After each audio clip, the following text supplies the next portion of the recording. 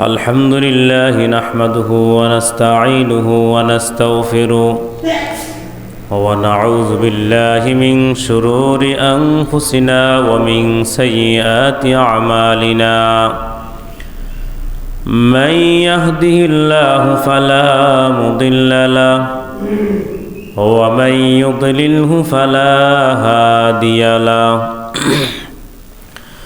ونشهد أن لا إله إلا الله وحده لا شريك له ونشهد أن سيدنا وسندنا وحبيبنا وحبيب ربنا وطبيب قلوبنا ومولانا محمدا عبده ورسوله الذي أرسله الله تعالى بالحق بشيرا ونذيرا وداعيا إلى الله بإذنه وسراجا منيرا أما بعد فأعوذ بالله من الشيطان الرجيم بسم الله الرحمن الرحيم إنما المؤمنون الذين إذا ذكر الله وجلت قلوبهم وإذا تليت عليهم آياته زادتهم إيمانا وعلى ربهم يتوكلون وقال النبي صلى الله عليه وسلم التائب من الذنب كمن لا ذنب له أو كما قال النبي عليه الصلاة والسلام وصدق رسوله النبي الكريم ونحن على ذلك من الشاهدين والشاكرين والذاكرين والحمد لله رب العالمين. وقال تعالى في شان حبيبه ومحبوبه ومعشوقه مخبرا وآمرا إن الله وملائكته يصلون على النبي يا أيها الذين آمنوا صلوا عليه وسلموا تسليما اللهم صل على سيدنا ونبينا وشفيعنا وحبيبنا ومولانا محمد صلى الله عليه وعلى آله وأصحابه وبارك وسلم اللهم صل على سيدنا ونبينا وشفيعنا وحبيبنا ومولانا محمد صلى الله عليه وعلى آله وأصحابه وبارك وسلم بلغ العلا بكماله كشف الدجى بجماله حسنة جميع خصاله صلوا عليه وآله الحمد لله আল্লাহ পাক রব্বুল আলামিনের দরবারে অসংখ্য অগণিত শুকর ও সুজুদ যে আল্লাহ রব্বুল আলামিন আমাদেরকে দয়া করে মায়া করে ভালোবেসে আদর স্নেহ করে এই পবিত্র জুমার মসজিদে আসার এবং বসার তৌফিক দান করেছেন সেই জন্য সকলেই শুকর আদায় করি আলহামদুলিল্লাহ। মহান আল্লাহ রব্বুল আলামিন পবিত্র কোরআনে বলেন ইন্নামাল মুমিনুনা আল্লাযীনা ইযা যুকিরাল্লাহ, নিশ্চয়ই যারা মুমিন তারা আল্লাহকে স্মরণ করে। ইন্নামাল মুমিনুনা আল্লাযীনা ইযা যুকিরাল্লাহ ওয়াজিলাত কুলুবুহুম, যখন তারা আল্লাহকে স্মরণ করে তখন তাদের অন্তর প্রকম্পিত হয়ে যায়। ওয়া ইযা তুলিয়াত আলাইহিম আয়াতুহু যাদাতহুম ঈমানা, আল্লাহ বলেন যারা মুমিন বান্দা যখন তাদের সামনে আমার নাম স্মরণ করা হয়, তেলাওয়াত করা হয়, তখন তাদের ঈমান আরও বেড়ে যায়। যাদাতহুম ঈমানা, যখন ঈমান বেড়ে যায়, ওয়া আলা রাব্বিহিম ইয়াতাওয়াক্কালুন, এবং তখন এই সমস্ত মুমিন বান্দারা বলে যে আমরা একমাত্র ভরসা করি আল্লাহর উপর, আল্লাহই আমাদের জন্য যথেষ্ট। তো আল্লাহকে যে যত বেশি স্মরণ করবে তার ঈমান তত বেশি বেড়ে যাবে। আল্লাহকে যে যত বেশি স্মরণ করবে দুনিয়ার মোহাব্বত তার অন্তর থেকে তত বেশি উঠে যাবে এবং আল্লাহর দিকে তত বেশি মন ধাবিত হবে। তো আল্লাহ তাআলা এই কারণে বলেন যারা আমাকে সর্বদা ডাকে, শোয়া অবস্থায়, বসা অবস্থায়, সব অবস্থা আমাকে ডাকে, সর্ব অবস্থা আমাকে ডাকে, তারা হলেন দুনিয়াতে সবচেয়ে জ্ঞানী এবং সবচেয়ে ভালো মানুষ। তো আল্লাহকে যে যত বেশি ডাকবে তার দাম আল্লাহর দরবারে তত বেশি বেড়ে যাবে এবং আল্লাহ তাকে তত বেশি স্মরণ করবেন। যেমন কোরআন আল্লাহ বলেন ফাযকুরুনি আযকুরুকুম, তোমরা আমাকে স্মরণ করো আমি তোমাদেরকে স্মরণ করব। তো যে যত বেশি আল্লাহকে স্মরণ করবে আল্লাহ তাকে তত বেশি মহাব্বত করবেন, তত বেশি স্মরণ করবেন। আল্লাহ তাআলা কোরআনের আয়াতে বলেন যারাই জ্ঞানী তারাই আমাকে স্মরণ করে। বিসমিল্লাহির রহমানির রহিম, ইন্নামাল মুমিনুনা আল্লাযীনা ইযা যুকিরাল্লাহু ওয়াজিলাত কুলুবুহুম ওয়া ইযা তুলিয়াত আলাইহিম আয়াতুহু যাদাতহুম ঈমানাও ওয়া আলা রাব্বিহিম ইয়াতাওয়াক্কালুন। তো এই কারণে বেশি বেশি আল্লাহকে মুহাব্বত করে আল্লাহকে স্মরণ করা। আল্লাহর ওলিরা আল্লাহকে বেশি বেশি ডাকতো, তারা এই কারণে আল্লাহর ওলি হয়ে গেছেন। দুনিয়াতে যত গাছ, যত মাখলুকাত আছে সবাই আল্লাহকে ডাকে, আসমান জমিনে যা কিছু আছে সবাই আল্লাহকে ডাকে, আল্লাহকে স্মরণ করে। তো আল্লাহকে স্মরণ করতে হলে বেশি বেশি আল্লাহর নাম নিতে হবে এবং তারাই হলো জ্ঞানী। আল্লাযীনা ইয়াযকুরুনাল্লাহা কিয়ামান ওয়া কুউদান ওয়া আলা জুনুবিহিম ওয়া ইয়াতাফাক্কারুনা ফী খালকিস সামাওয়াতি ওয়াল আরদ রব্বানা মা খালাকতা হাযা বাতিলান সুবহানাকা ফাকিনা আযাবান নার। আল্লাহ রাব্বুল আলামিন বলেন ওই সমস্ত মানুষের জ্ঞানী যারা আমার আল্লাহকে শোয়া অবস্থায় ডাকে, বসা অবস্থায় ডাকে, ঘুমান্ত অবস্থায় আমার আল্লাহকে ডাকে, হাঁটা অবস্থায় আমার আল্লাহকে ডাকে। আল্লাহ বলেন তারাই হলো দুনিয়ার মধ্যে জ্ঞানী, তারাই হলো দুনিয়ার মধ্যে দামি মানুষ। যেই সমস্ত বান্দা বান্দিরা আল্লাহকে মুহাব্বত করবে, আল্লাহকে মুহাব্বত করে ডাকবে, আল্লাহ রাব্বুল আলামিন বলেন ওই সমস্ত বান্দা বান্দিদেরকে আমিও মুহাব্বত করি এবং আমিও স্মরণ করি। এই কারণে কোন কই বলেন দুনিয়াতে সমস্ত মাখলুকাত আল্লাহকে ডাকে, শুধু তাই না গড়িয়া পর্যন্ত আল্লাহকে ডাকে।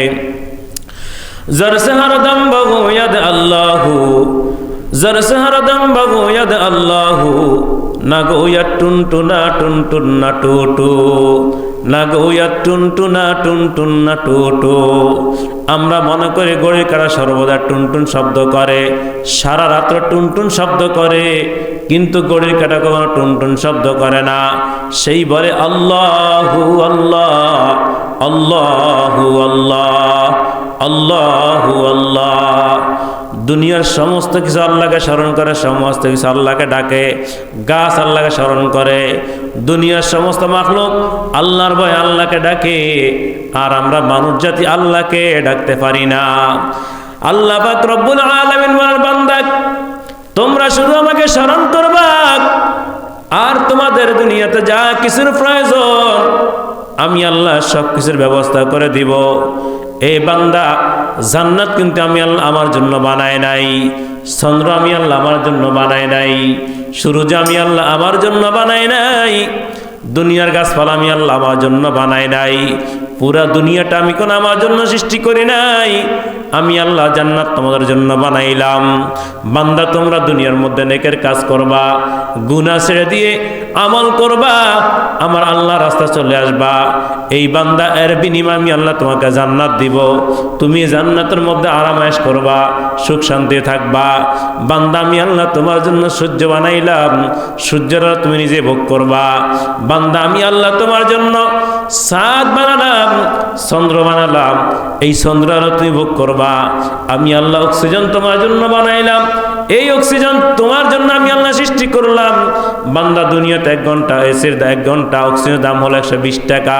এই বান্দা তুমি তোমার জীবনে কত ঘন্টাকে ঘন্টা, কত সেকেন্ডকে সেকেন্ড, কত মিনিটকে মিনিট আমার দাও অক্সিজেন তুমি ভোগ করতেছ, যার মধ্যে কোনো ভেজাল নাই। বান্দা আমি আল্লাহ তোমাকে অক্সিজেন দান করলাম একমাত্র তোমার ভালোর জন্য। এই অক্সিজেন আমি আল্লাহ তোমার জন্য বানাইলাম, এই বাতাস আমি আল্লাহ তোমার জন্য বানাইলাম।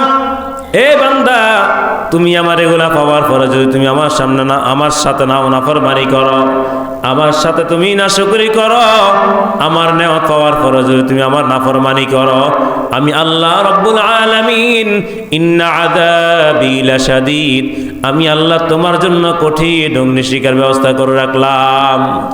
বান্দা তোমার শুধু কাজ হলো আমাকে ডাকা, আমাকে স্মরণ করা, আমি আল্লাহ তোমাকে স্মরণ করব, তুমি শুধু আমার ইবাদত করবা, আমি আল্লাহ তোমার জন্য দুনিয়াতে রিজিকের ব্যবস্থা করে দিব।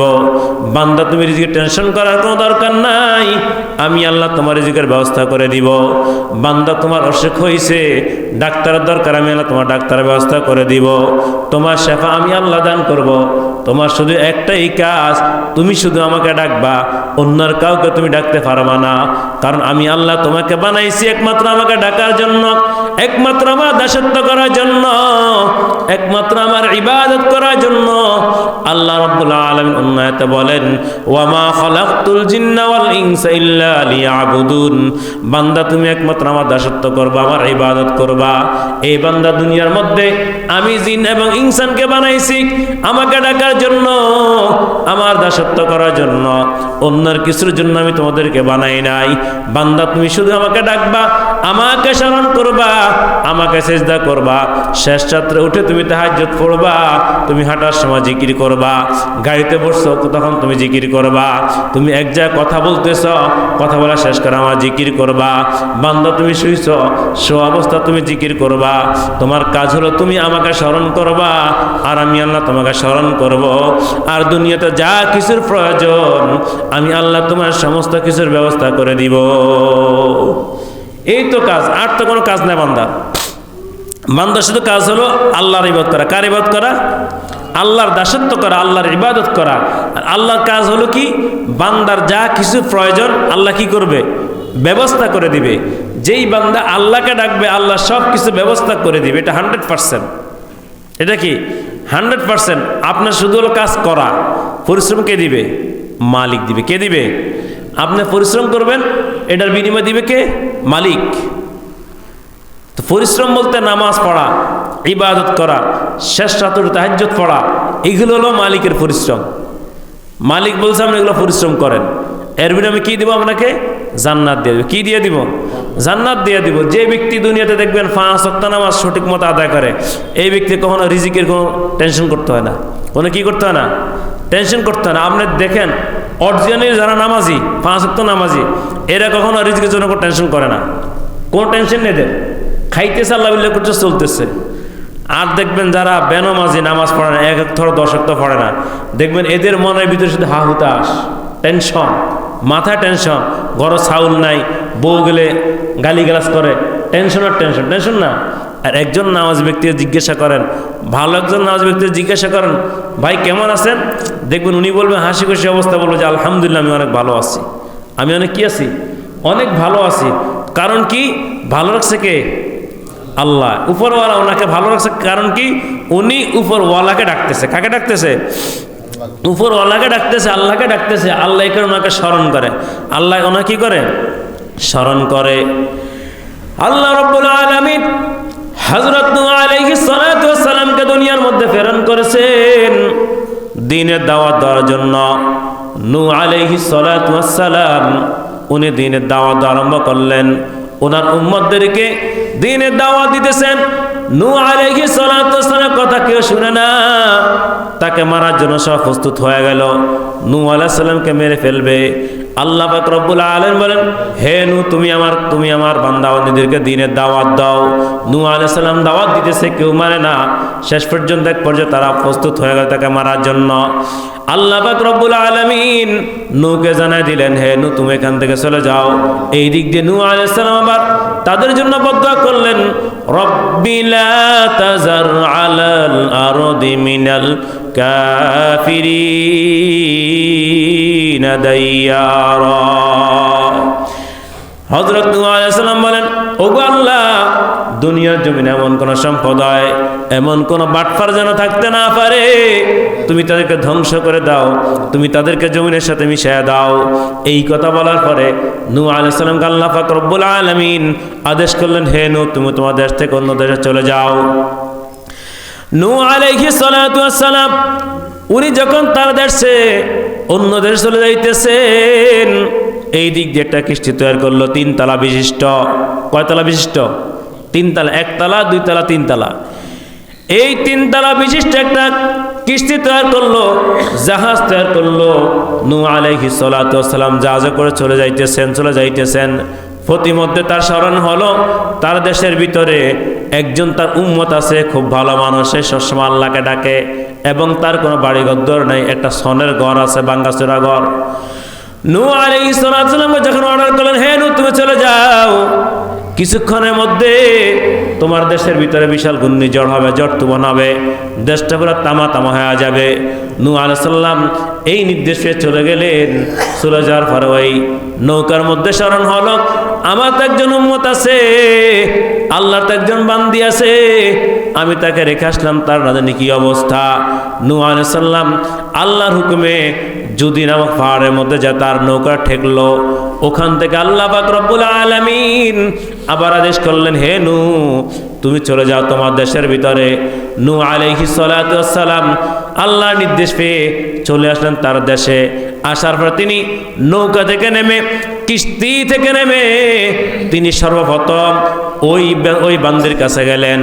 যা দেখতেছেন ওই বান্দি জিকির করতেছেন, আল্লাহু আল্লাহ, আল্লাহু আল্লাহ, আল্লাহু আল্লাহ।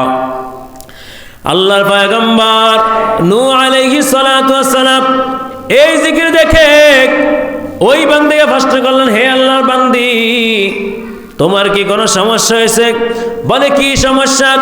আমি তো কোনো কিছু টের পাই নাই, আমার কি সমস্যা হবে? বলে, এই দেশের ভিতরে এমন ঝড় তুফান হলো, এমন ঘূর্ণিঝড় হলো, সব ধ্বংস হয়ে গেল, তোমার কিছুই হয় নাই? বলে, আমি তো কোনো টের পাই নাই। এই কথা বলার সঙ্গে সঙ্গে আল্লাহর নবী হযরত নূহ আলাইহিস সালাম উনি মুরাকাবায় পড়ে গেলেন আর বলেন, ওগো আল্লাহ, তুমি এমন কি খেলা দেখাইতেছো, তোমার পুরো দেশটা তামা হয়ে গেল, ধ্বংস হয়ে গেল, এই বান্দির কোনো কিছুই হলো না। আল্লাহ পাক রব্বুল আলামিন বলেন, ফাযকুরুনি আযকুরুকুম।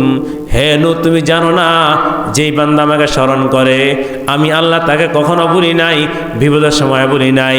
এই বান্দি আমাকে বিপদের সময় স্মরণ করছে, সর্বাবস্থায় স্মরণ করছে, কিন্তু আমি তাকে ভুলি নাই। এই কঠিন বিপদের সময় যখন এই দেশের ভিতরে কঠিন ঘূর্ণিঝড় শুরু হয়ে গেল, তখন আমি বাতাস কিনে আদেশ করলাম, ঝড় তুফানকে আদেশ করলাম, এই বান্দির গায়ে যেন একটা টাচ যেন না লাগে। এই কারণে আল্লাহ রাব্বুল আলামিন বলেন, ইন্নামাল মুমিনুনা আল্লাযীনা ইযা যুকিরাল্লাহ ওয়াজিলাত কুলুবুহুম ওয়া ইযা তুলিয়াত আলাইহিম আয়াতুহু যাদাতহুম ঈমানান ওয়া আলা রাব্বিহিম ইয়াতা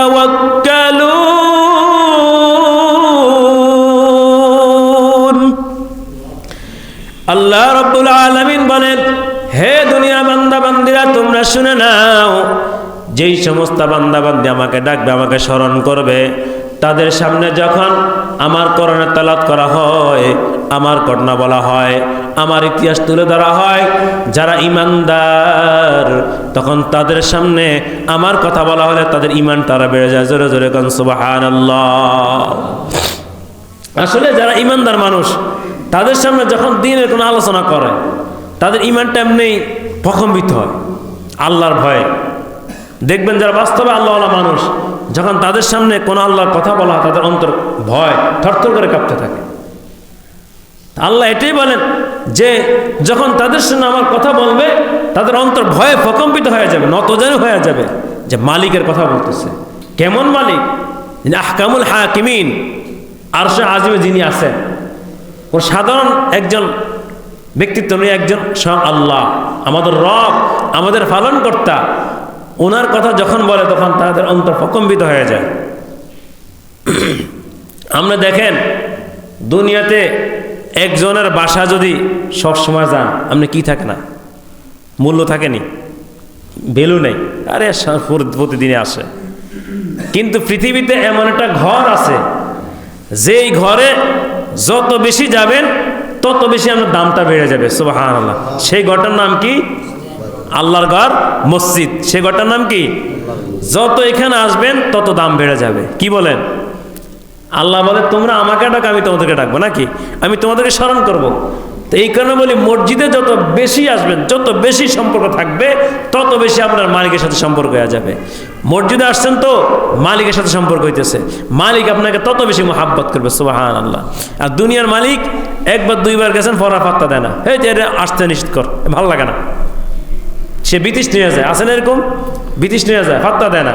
কারণ দুনিয়ার মালিক বলে যে আমার কাছে চাইতে আসছে, আর আল্লাহ বলে, তোমরা যত বেশি আমার কাছে চাইবা, আমি তত বেশি খুশি হই। সুবহানাল্লাহ।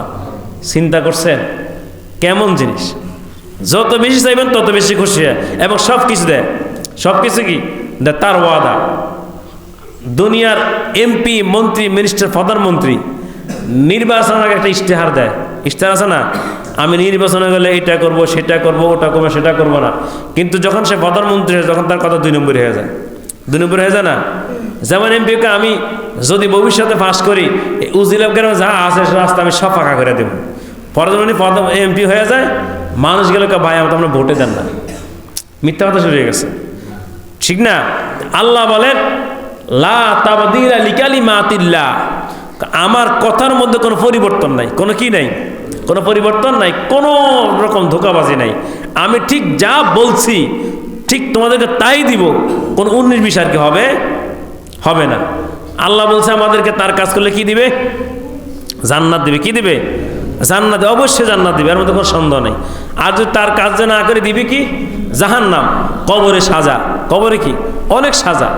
তো এই কারণে এটাই বলি যে এমন একটা দরবার, এমন একটা ঘর, যেই ঘরে আসলে দামটা এমনিতেই বেড়ে যায়।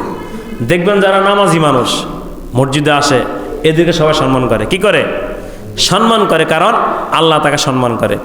হাদিসের মধ্যে আসছে, আল্লাহ পাক রব্বুল আলামিন যখন কোনো ব্যক্তিকে পছন্দ করেন, যখন কোনো মানুষকে সম্মান করেন, তখন আল্লাহ পাক রব্বুল আলামিন ফেরেশতাদেরকে বলে দেন, ও আমার ফেরেশতারা, আমি আমার এই বান্দাকে মহাব্বত করি, এবং তোমরা দুনিয়ার মানুষদেরকে জানায়া দাও তারা যেন এই বান্দাকে মহাব্বত করে। এটা সব কার নির্দেশ হয়? আল্লাহর নির্দেশ। কার নির্দেশ হয়? আল্লাহর নির্দেশ হয়। আল্লাহ যাকে মহাব্বত করে, দুনিয়াবাসী তাকে মহাব্বত করে। সুবহানাল্লাহ। তো এই কারণে আল্লাহকে, আল্লাহর মহাব্বত পাইতে হলে কার কাজ করতে হবে? আল্লাহর কাজ করতে হবে। কার কাজ করতে হবে? আল্লাহর কাজ করতে হবে। যে যত বেশি আল্লাহর কাজ করবে, সে তাকে তত বেশি দুনিয়ার মানুষে মহাব্বত করবে। ফেরেশতারা মহাব্বত করে, কে মহাব্বত করবে? আল্লাহ মহাব্বত তাকে করবে। এই কারণে আল্লাহর ঘরে বেশি বেশি আসতে হবে। কার ঘরে? আল্লাহর ঘরে। আমরা তো আল্লাহর ঘরে আসলে কোনো মতে আসি, আবার চলে যাই, মোটামুটি কোনো মতে গেলে নামাজটা পড়ে আর দেরি করি না। কিন্তু এমন কিছু বান্দা বান্দি আছে, তারা নামাজ পড়ার পরে আল্লাহর ঘরে বসে থাকে। তারা আল্লাহর ঘরে বসে বসে নফল নামাজ পড়ে, নফল ইবাদত করে, মসজিদ থেকে বের হতে চায় না, মসজিদ থেকে বের হতে ভালো লাগে না। আল্লাহ রাব্বুল আলামিন বলেন, হে আমার বান্দা বান্দিরা, হে আমার ফেরেশতারা, তোমরা সাক্ষী থাকো, যেই বান্দা আমাকে মহাব্বত করে মসজিদে বসে আছে, যেই বান্দা আমাকে মহাব্বত করে মসজিদে আমার হুকুম মানার পরেও নফল ইবাদত করে, আমি আল্লাহ এই বান্দাকে মাফ করে দিলাম। আল্লাহ ওই বান্দাকে মাফ করে দেয়। যে যত বেশি মসজিদে বসে বসে নফল ইবাদত করবে সে তত বেশি আল্লাহর নিকটবর্তী হয়ে যায়। এই কারণে আল্লাহর ঘরে বেশি বেশি কি আসতে হবে। যারা আসলে ভালো মানুষ, আল্লাহ ওয়ালা মানুষ, এরা সবসময় আল্লাহর ঘরে আসে। কোথায় আসে? দুনিয়ার দরবারে যায় না, কারো দরবারে যায় না, একমাত্র আসে কার দরবারে? আল্লাহ দরবারে আসে। বান্দা যখন বিপদে পড়ে যায় দুনিয়ার কোনো নেতার কাছে যায় না, নেত্রীর কাছে যায় না। এই বান্দা কোথায় আসে? এই বান্দা মসজিদে সে নামাজে দাঁড়ায় যায়। আল্লাহ রসুল যত বিপদে পড়ছেন, যত বালা মুসিবত আসছে, আল্লাহ রসুল দুনিয়া কোন নেতার কাছে যায় নাই, কোন নেত্রীর কাছে যায় নাই, গেছে একমাত্র কার কাছে? আল্লাহর দরবারে। মসজিদে এসে উনি 2 রাকাত নামাজ আদায় করছেন, আল্লাহর দরবার দোয়া করছেন, আল্লাহ তাআলা সঙ্গে সঙ্গে তার দোয়াটা কবুল করে তার কাজের বাস্তবায়ন করে দিছেন। এই কারণে বিপদে পড়ছেন তো কোথায় আসবেন? মসজিদে। কোথায় আসবেন? মসজিদে আসবেন। মসজিদে আসা ছাড়া কোনো আপনার লাভ নেই ভাই। এ নেতা নেত্রীর কাছে যাইবেন ক্ষণিকের জন্য। কিসের জন্য? ক্ষণিকের জন্য তারা মহাব্বত করবে, তার স্বার্থের জন্য মহাব্বত করবে। একমাত্র নিঃস্বার্থে ভালোবাসে কে? জোরে বলেন কে? দুনিয়ার মা বাবা স্বার্থ ছাড়া ভালোবাসে না। ভালোবাসি বলেন? দুনিয়ার মা বাবা আপনাকে জন্ম দিয়েছে, সন্তান আপনাকে বড় করেছে, এত কষ্ট করে খাওয়াইছে, তাদের একটা উদ্দেশ্য থাকে। কি উদ্দেশ্য? তাদের উদ্দেশ্য হলো বলে আমরা যখন বুড়া হয়ে যাব, শরীরে কোনো শক্তি থাকবে না, এই সন্তান আমাকে ওষুধের ব্যবস্থা করে দিবে, খানা পিনার ব্যবস্থা করে দিবে, টাকা পয়সার ব্যবস্থা করে দিবে। এই কারণে আমি আমার সন্তানকে এত বড় বানাইছি, আমি আমার সন্তানকে এখানে পড়ালেখা করাইছি। দুনিয়ার মা বাবা তার সন্তানকে স্বার্থ ছাড়া ভালোবাসে না। কিন্তু আল্লাহ বলেন, রে বান্দা বান্দিরা, তোমরা ছায়া দেখ, আমি আল্লাহ তোমাকে এবং তোমাদের যত মানুষ দুনিয়াতে আছে, আমি আল্লাহ তোমাদেরকে নিঃস্বার্থে ভালোবাসি, তার মধ্যে কোনো স্বার্থ নাই। দুনিয়ার মা বাবার একটু নাফরমানি করে দেখেন, মা বাবা আপনাকে অভিশাপ দিয়া দেখ, তোমার ঘরে খোদার গজব পড়ুক, তুই জীবনে শান্তি পাবি না। এরকম অনেক মা বাবা আছে বদদোয়া দেয় কিনা? বদদোয়া দেয়। একটু নাফরমানি হয়ে গেলে বাপ মা আপনাকে দেখতে পারে না, পছন্দ করে না, আপনার বিরত হয়ে যায়। যেই করে যে এই সন্তানের টাকা পয়সা বেশি, ওই সন্তান কই মা বাবা বেশি মহাব্বত করে, ওই মা বেশি ভালোবাসে। আর যে সন্তান টাকা পয়সা নাই, ওই সন্তানকে বেশি মহাব্বত করে, বেশি ভালোবাসে না। আল্লাহ বলে, হে বান্দা বান্দিরা, তোমরা দুনিয়ার মধ্যে আমি আল্লাহ তোমাদেরকে মানুষে বানাইলাম, মানুষ হিসেবে আমি আল্লাহ তোমাদেরকে সৃষ্টি করলাম। এই বান্দা, তোমাদের টাকা পয়সাতে কোনো কিছু আমি আল্লাহ চাই নাই, তোমাদের সম্পদ চাই নাই, কোনো কিছুই চাই নাই। আমি আল্লাহ একটা জিনিস চাই, ওটা হলো তোমরা বেশি বেশি আমার ইবাদত করো, আমার দাসত্ব করো। অন্য কিছু তোমাদের প্রয়োজন নাই। যদি তোমরা আমার দাসত্ব করো, আমার ইবাদত করো, আমাকে ডাকো, আমি আল্লাহ তোমাদের দুনিয়ার মধ্যে সব কিছুর ব্যবস্থা করে দিব। কথাটা অবশ্যই বাস্তব। বাপ মা দেখবেন, যে বাপ মা যে পোলা মানে টাকা পয়সা বেশি আছে, ওটা যদি খারাপ হয় রাগ হয় না, এবং বাপ মাকে যদি ধমকও দেয় রাগ হয় না। কারণ তার কি আছে? টাকা আছে, এই স্বার্থের জন্য তাকে ভালোবাসে। কিন্তু তার আরেকটা ছেলে টাকা পয়সা নাই, ভাদেম্মা এরকম দেখতে পারে না, আরে এটা ভালো না, সে একটা কথা বলে, কথা শুনে না। তাহলে বাপ মা সন্তানগুলোকে ভালোবাসে কিসের জন্য? স্বার্থের জন্য। কিসের জন্য? স্বার্থের জন্য। দুনিয়ার মা বাবার সঙ্গে অনেক সন্তানের সঙ্গে মারামারি হয়। সন্তান তার মায়ের বিরুদ্ধে মামলা করে, সন্তান তার বাবার বিরুদ্ধে মামলা করে। হয় কিনা এগুলো অবশ্যই হয়। সন্তান মাকে দেখতে পারে না, সন্তান বাবাকে দেখতে পারে না, মা তার সন্তানকে দেখতে পারে না, বাবা তার সন্তানকে দেখতে পারে না। এমনকি যে আপন স্ত্রী, আপনি যাকে সবার ঊর্ধ্বে মহাব্বত করেছেন, আপনি যাকে সবার ঊর্ধ্বে ভালোবাসছেন, ওই স্ত্রী আপনার সাথে পল্টি সেকেন্ডের সময় লাগে না। সময় লাগে? কখন কোন রূপ ধরে বলা যায় না, কখন কোন রূপ ধরে বলা যায় না। ওই স্ত্রী আপনাকে স্বার্থের জন্য ভালোবাসে, আপনি স্ত্রীকে আজীবন ভালোবাসে গেছেন, তার সব ব্যবস্থা করে দিচ্ছেন। কিন্তু একদিন স্ত্রীর সঙ্গে অমান্য করেন, স্ত্রীর স্বার্থে আঘাত দেন, স্ত্রীর কথার সঙ্গে সঙ্গে বলে দিবে, আমি তোর কোফার আইসা জিন্দিগি তো সুখ পাইলাম না। এগুলো বলবে না? এই কারণে বলি, দুনিয়া যা আছে স্ত্রী বলেন, মা বাবা বলেন, ছেলে সন্তান বলেন, সব স্বার্থের জন্য মহাব্বত করে, নেতা স্বার্থের জন্য মহাব্বত করে, নেত্রী স্বার্থের জন্য মহাব্বত করে, কিন্তু কোনো স্বার্থ নাই, কোনো কিছুই নাই, একমাত্র আল্লাহ বান্দা বান্দিরকে স্বার্থ ছাড়াই ভালোবাসেন। আল্লাহ কত দয়া কত মায়া, মানুষ এত গুনাহ করে, এত নাফরমানি করে, আল্লাহর বিরুদ্ধে তো কথা বলে, তারপর আল্লাহ কোনোদিন এই বান্দার জন্য সূর্যের আলো বন্ধ করে দেয় নাই, চন্দ্রের আলো বন্ধ করে দেয় নাই, অক্সিজেন বন্ধ করে দেয় নাই, আল্লাহ কোনোদিন বান্দার কোনো কিছু বন্ধ করে দেয় নাই। আল্লাহ কিন্তু সমানভাবে সবাইকে খাওয়াইতেছেন। ইহুদি খ্রিস্টান যেই নদীর মাছ খায়, আপনার সেই নদীর মাছ খান। আল্লাহ কোনোদিন বলে নাই, হে খ্রিস্টানের দলেরা, হে কাফেরের দলেরা, তোমরা যদি আমার নাফরমানি বেশি বেশি করো, তোমরা কোনোদিন নদীর মাছ খেতে পারবা না। আল্লাহ কোনোদিন বলে নাই, আল্লাহ কোনোদিন কোনো মুসলমানকে বলে নাই, হে মুসলমানের দলেরা, তোমরা নামে মুসলমান, কামে তোমরা আমার নাফরমানি করো, কিন্তু তোমরা কোনোদিন নদীর মাছ খেতে পারবা না, সমুদ্রের মাছ খেতে পারবা না। আল্লাহ কোনোদিন বলে নাই। আল্লাহ সবাইকে সমানভাবে খাওয়াইতেছেন। কোনোদিন চন্দ্রের আলো বন্ধ করে দেন নাই, সূর্যের আলো বন্ধ করে দেন নাই, হাঁটার জন্য শক্তিটা বন্ধ করে দেন নাই। দিছে কোনোদিন? এত নাফরমানি করে কোনোদিন দিছে? কোনোদিনও দেন নাই। আল্লাহ কত ধৈর্য, ধৈর্য শেষ আছে? শুধু আল্লাহ এখানে ধৈর্য না, শুধু আল্লাহ বান্দার উপর দয়া না। আল্লাহ বলেন, মানুষ এত গুনাহ করছে, তার যদি জাররা পরিমাণ ঈমান থাকে, জাররা পরিমাণ যদি তার ঈমান থাকে, আমি আল্লাহ এই জাররা পরিমাণ ঈমান থাকার কারণে আমি আল্লাহ তার সব গুনাহগুলি মাফ করে আমি আল্লাহ তাকে জান্নাত দিয়ে দিব। আল্লাহর কত দয়া দেখছেন? দয়ার কোনো শেষ আছে? এই যে এত কথা বলি, কদিন কথার মধ্যে কোনো ত্রুটি আল্লাহ দিছে? বন্ধ করে দিছে? নাফরমানি করতে কম করি আমরা? বলেন, খানা তো খাইতে কম খাই না। এই এত নাফরমানি করার পর আল্লাহ কিন্তু আমাদের বেজার হন না। বেজার হয়েছে? কোনোদিনও বেজার হন নাই। তারপর আল্লাহ সুযোগ দেয়, বান্দা তুমি ভালো হও, তুমি ভালো হও, তুমি আমার কাছে আসো, বান্দা তুমি আমার কাছে আসো, তুমি আমার মসজিদে যাও, আমার ঘরে যাও, তুমি আমাকে ডাকো, বান্দা তুমি সারাদিন গুনাহ করছো, সারা রাত তুমি গুনাহ করছো, তুমি সারা জীবন তুমি গুনাহ করছো, এই বান্দা তুমি একটু সময় নিয়া তুমি আমাকে আল্লাহ বলে ডাক দাও। আল্লাহ বলে ডাক দিতে দেরি, আমি আল্লাহ তোমার সমস্ত গুনাহগুলি মাফ করতে দেরি করব না। এই যে ফেরাউন, কে? মিস্টার ফেরাউন, নমরুদ। নমরুদে এত নাফরমানি করছে মুসা নবীর সাথে। কার সাথে?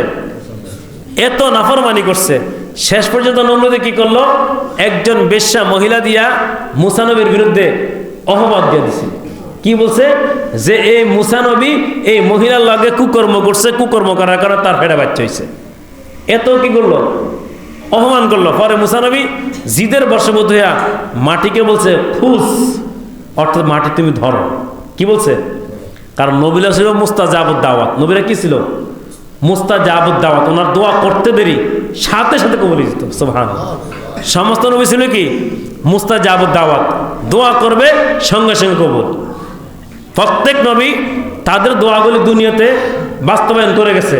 আর আমাদের নবী মুহাম্মদুর রাসূলুল্লাহ সাল্লাল্লাহু আলাইহি ওয়াসাল্লাম উনি দোয়াগুলি রিজার্ভ রেখে দিয়েছেন উম্মতি মুহাম্মাদের জন্য। সুবহানাল্লাহ। কাদের জন্য? আমাদের জন্য। তো বলতেছিলাম যে মুসা নবী যখন বলছে খুঁজ, মাটি তুমি ধরো, সঙ্গে সঙ্গে ঘাপ করে ধরে ফেলছে। এখন ফেরাও নমরুদ চিৎকার দেওয়া শুরু করছে, এই মুসা তুমি ছেড়ে দাও, আমি আর জীবনে কোনো কর্ম করবো না, কোনো খারাপ করবো। মুসা তো ক্ষমা চাই, মুসা তো ক্ষমা চাই, তুমি আর মাফ করে দাও, মাফ করো। এই মাটি তুমি ধরো। মুসা আমার মাটিকে ধমক দিল, মাটি তুমি ধরো, খোঁজ ধরো তুমি। আবার ধরছে। এখন তো নমরুদ আবার ছিলেছিলি, কোনো কথা নাই। বাস 3 বার বলছে, মাটি তাকে নিচের দিকে টেনে নিতেছে। আল্লাহ পাক রব্বুল আলামিন, হে মুসা, তোমাকে নমরুদ এতবার ডাকলো, তুমি একটু ক্ষমা করলা না। আমাকে আল্লাহকে এই সময় যদি একবার আল্লাহ বলে ডাক দিত, আমি আল্লাহ তাকে সঙ্গে সঙ্গে মাফ করে দিতাম। আল্লাহ কত দয়ালু। যেই নমরুদ আজীবন আল্লাহ নাফরমানি করছে, যে ফেরাউন আজীবন আল্লাহ নাফরমানি করছে, ফেরাউন মরার সময় কি বলছে? যে বনি ইসরাইল যার উপর ঈমান আনছে, আমিও তার উপরে মানছি। কার উপরে? ডাইরেক্ট বলে না যে আল্লাহ আমি আপনার উপর ঈমান আনছি। ঘুরে ঘুরে কি বলে? যে বনি ইসরাইল যার উপর ঈমান আনছে, আমিও তার উপর ঈমান আনছি। মানে ঘুরে ঘুরে বলার কারণে আল্লাহ নারাজ হয়ে গেছেন। যদি উনি ডাইরেক্ট বলতো যে আল্লাহ আমি আপনার উপর ঈমান আনছি, আল্লাহ যদি এই কথাটা বলতো, আমি ফেরাউনকে মাফ করে দিতাম। অথচ ফেরাউন 30 বছর অন্তত 30,000 শিশুকে হত্যা করছেন। কত হাজার? 30,000। এই ফ্যাট থেকে বাহির করিয়েই নগদ মেরে ফেলতেন। নগদ নগদ, কোনো আর দেরি নেই। যত ধাতি ছিল, কিপ্তি ছিল, অর্থাৎ যারা বাচ্চা ধরে এদের কিপ্তি বলতো। এই কিপ্তিদেরকে বলে দিছে যদি ছেলে আসে নগদে হত্যা করবা। নগদে কি? গলা টিপ দিয়ে মেরে ফেলবা। নির্দেশ কার? প্রধানমন্ত্রীর। আমগো দেশের প্রধানমন্ত্রী যদি নির্দেশ করে যে প্রত্যেক জায়গায় যেখানে এই দল লোক পাইবা ডাইরেক্ট হত্যা, তার কথা শোনা লাগবে না? বাহিনী কি তার কাজ করবে না? পুলিশ বাহিনী তার কাজ করবে না? অবশ্যই করা লাগবে। তদ্রুপভাবে ফেরাউন নির্দেশ করছে কিপ্তিদেরকে, এই কিপ্তির দলেরা যত জায়গায় দেখবা, যত মহিলার গর্ভে শিশু বাচ্চা জন্ম নেবে, প্রত্যেক শিশু বাচ্চাকে হত্যা করে দিবা। সঙ্গে সঙ্গে হত্যা করতো। এই ফেরাউন এত নির্যাতন করছে জনগণের উপরে, এত স্টিম রোলার। স্বৈরাচার তো স্বৈরাচার, তার চেয়ে বড় স্বৈরাচার ছিল। এত স্বৈরাচারী করার পরেও আল্লাহ বলছেন যদি ফেরাউন আমাকে একবার আল্লাহ বলে ডাক দিত, আমি তাকে সঙ্গে সঙ্গে মাফ করে দিতাম। আল্লাহ এত দয়ালু, আল্লাহ বান্দাবান্দির জন্য এত দয়ালু। বান্দাবান্দি শুধু কি করবে? আল্লাহকে ডাকবে। আল্লাহ বলে যে সমস্ত বান্দাবান্দিরা আমাকে ডাকবে, আমাকে স্মরণ করবে, আমি আল্লাহ ওই বান্দাবান্দিকে মাফ করে দিব এবং তার গুনাহগুলি মাফ করে ক্ষান্ত হব না। আমি আল্লাহ তার বিনিময়ে তাকে জান্নাত দান করব। কি দান করবে? জান্নাত দিয়ে দিবে। কাজ কয়টা? একটা। কাজ কয়টা? শুধু তার দাসত্ব, তার ইবাদত। কার ইবাদত? আল্লাহর ইবাদত করা। এই কারণে আল্লাহ বলছে তোমরা আমাকে বেশি বেশি ডাকো। কাকে ডাকতে বলছে? আল্লাহ। আল্লাহ আল্লাহ বেশি, আল্লাহ বলছে আল্লাহকে আমাকে তোমরা বেশি বেশি কি ডাকো। সবসময় আল্লাহকে ডাকবেন। দোকানে বসে আছেন, এটা তসবিহ নিয়ে বসবেন, আস্তে আস্তে পড়বেন সুবহানাল্লাহ সুবহানাল্লাহ সুবহানাল্লাহ সুবহানাল্লাহ। দোকানে কোনো কাজ নাই, এটা আপনার কাজ। গাড়িতে বসে আছেন, তসবিহ হাতে নেই, আঙ্গুলে কর দিয়ে হিসাব করবেন, বলবেন আলহামদুলিল্লাহ আলহামদুলিল্লাহ আলহামদুলিল্লাহ আলহামদুলিল্লাহ আলহামদুলিল্লাহ। আল্লাহ রাসূল বলেন যদি কোনো বান্দা একবার সুবহানাল্লাহ বলে, কয়বার? একবার যে সুবহানাল্লাহ বলে, এই বান্দা জান্নাতের মধ্যে, জান্নাত যে বাড়ি আছে ওই বাড়িটার মধ্যে একটা স্বর্ণের ইট লাগানো হয়, একটা রূপার ইট লাগানো হয়। এরকম বান্দা যত সুবহানাল্লাহ বলবে, যতবার আল্লাহকে ডাকবে, ওই বান্দার বাড়ির ভিতরে ততটা ইট লাগানো হবে। বান্দা আল্লাহকে ডাকা বন্ধ করে দিবে, তার বাড়ির ভিতরে ইট লাগানো বন্ধ করে দিবে। এখন আমরা কি পারবো না যে আমাদের যে জান্নাতের বাড়িটা, এটার মধ্যে কি ইট লাগাতে পারবো না? ইনশাআল্লাহ। সবসময় করবেন, যে আমলটা করবেন তো সুবহানাল্লাহ সুবহানাল্লাহ সুবহানাল্লাহ সুবহানাল্লাহ সুবহানাল্লাহ। এটাই হলো আল্লাহকে স্মরণ। দোকানে বসে আছেন, একটু যদি এমনিতে কোরআন শরীফ না থাকে তো মোবাইলে কোরআন শরীফ থাকে, বসে এসে কোরআন শরীফ পড়বেন, তেলাওয়াত করবেন। আল্লাহ বলে তোমরা তো আমার সাথে সরাসরি কথা বলার কোনো সিস্টেম নাই, তো একটা সিস্টেম আছে, সেটা হলো কোরআন তেলাওয়াতের মাধ্যমে। সুবহানাল্লাহ। কিসের মাধ্যমে? আমি যখন কোরআন তেলাওয়াত করি তখন মনে করতে হয় যে আমি আল্লাহর সঙ্গে কথা বলতেছি। কার সঙ্গে কথা বলতেছি? আল্লাহর সঙ্গে কথা বলতেছি। কোরআনের প্রত্যেকটা হরফ, প্রত্যেকটা আয়াত, প্রত্যেকটা নোক্তার পিছনে আল্লাহ তাআলা ফেরেশতা নাযিল করে দিয়েছে। প্রত্যেকটা ফেরেশতা এই কোরআন আয়াতকে হেফাজত করে, কোরআনের নোক্তাকে, কোরআনের হরফকে এই ফেরেশতাগুলো হেফাজত করে। তাহলে এই কোরআনের আয়াত যখন তেলাওয়াত করবেন তখন যেন মনে হবে আমি কার সাথে কথা বলতেছি? আল্লাহর সাথে কথা বলতেছি। আল্লাহ পাক রব্বুল আলামিন আমাদের সবাইকে সঠিক মতো আমল করার তৌফিক দান করেন। আমিন। ওয়া মা তাওফীক ইল্লা বিল্লাহ।